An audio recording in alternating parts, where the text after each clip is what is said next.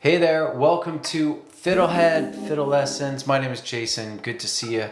In this lesson, I'm going to show you 4 mini scale warm-ups that'll help you coordinate your hands, fingers, mind, and ears. These can be adapted to whatever skill level you're working at. And what I really hope you get out of this is an understanding of the creative potential of scales. You can really level up your skills, and if you play with them, you can have fun along the way. So these exercises I'm going to show you are deceptively simple, but you'll see you can do a lot with them. They're all going to be in D major, but then I'll give you a little taste of how you can do them in any key and other scale forms like minor scales, pentatonic scales, triads, stuff like that. So I'm just going to show you each one. The first one is just ascending 4 notes.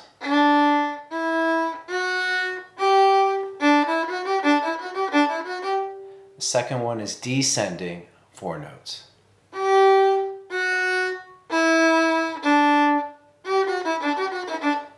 Third one is going up and down 5 notes. So we're actually going to go up to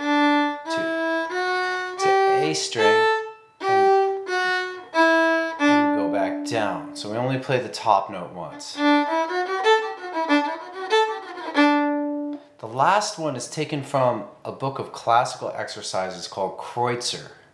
Here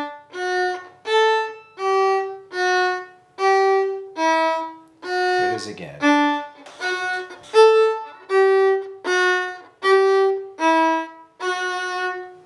And so what I want you to get from that, well, it's a very cool pattern and you can do lots of different things with it. But when you learn it in a classical sense, you're reading like a 1-page piece of music, which the reading takes you away from the creative practice. So what I'm gonna show you how to do is take that little exercise and transform it in a million different ways.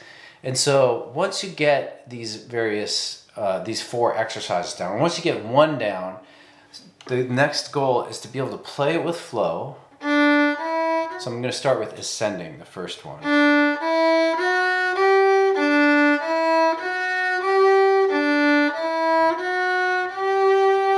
And then at that point, it's a choose your own adventure game of how you want to add challenge to it by adding variations. Now, a very basic challenge and very useful is to add a metronome beat. I suggest starting with 60 beats per minute, especially if you're working on consistent timing. That's playing it as quarter notes. And then you could speed it up, or you could double it to eighth notes.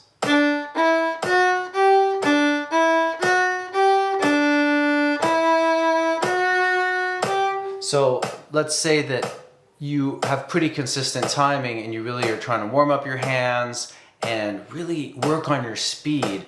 You could use these simple exercises as a way to get the feeling of playing faster. So I recommend finding like whatever your fastest tempo is, working up to it. Like what's this? This is, say 120 is your fastest.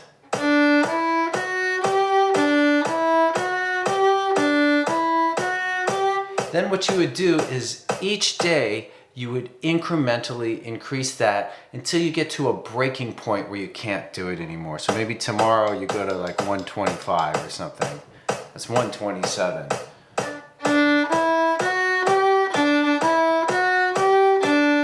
And the idea is if you get to the breaking point and then take it back a little bit, maybe to 123 or whatever, to the point where you can do it consistently, then that's like the sweet spot where you're working at your edge, you're in like the Goldilocks zone of practice. Now you may be unsure whether you're playing in time with the metronome or not, or maybe you think you are, but you're not.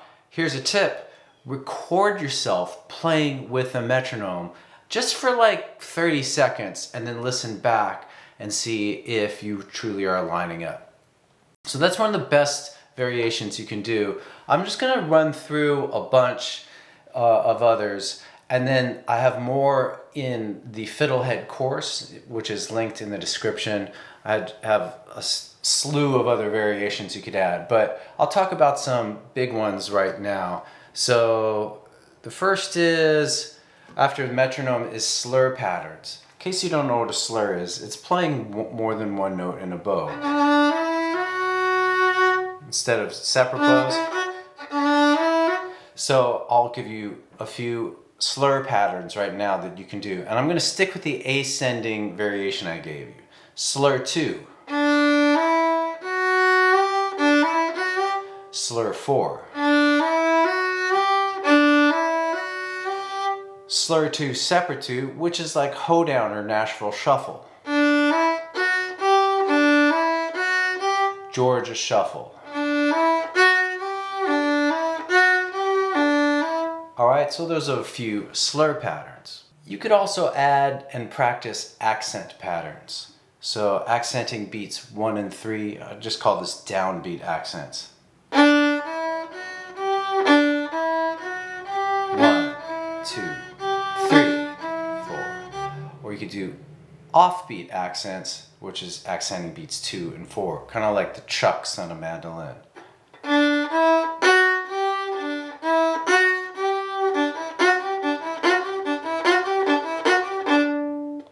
And finally, a challenging one is to accent the syncopated notes, like the ands, like 1 and 2 and 1 and 2 and.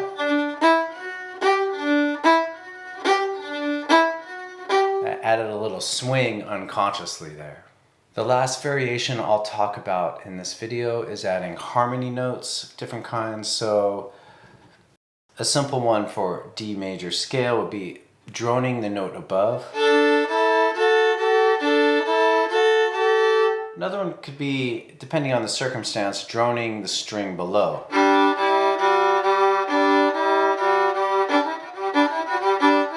Or adding chordal notes. It's a more advanced thing, but it's basically doing two-fingered chords that kind of stick to whatever the chord of the scale is, D major in this case. So everything we've done so far in this lesson is in D major, those first 4 or 5 notes of D major scale. So I suggest starting with that and playing with a lot of the variations and doing different speeds to really understand how this works. But then you can really take it much further by applying it to any scale. And you can start with all the major scales, and the easiest place is to simply start it on another string. Start it on an open G to play it in G major. Here's the Kreutzer, the 4th one again. Alright, or start it on open A. In case you don't know, that's called transposing or transposition.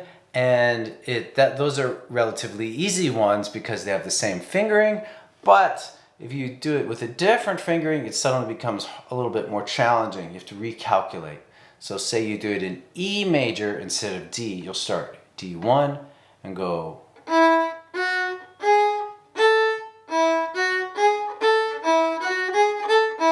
Or you can do the 4th basic pattern. That's called Kreutzer again. And so you could basically move these to all 12 keys, okay, and practice them in each key.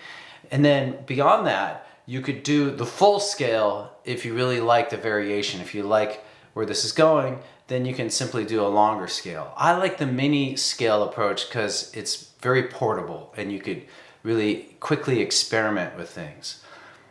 The last kind of scale variation you can do would be to do it on different forms of scales. So going back, we started in D major. What if you play D minor? So that's with F natural instead of F sharp. And then run through all your variations that way. And then some other scales you could do this with would be like D pentatonic. So if we do a 4-note pattern, it'd be 5-note pattern, There's just so many like different, like that act. I just sort of unconsciously did a certain accent pattern called tresillo there, but there's a ton of things you can do, and no matter what level you're at, you could really use this. If you're learning third position, you could do all this in third position.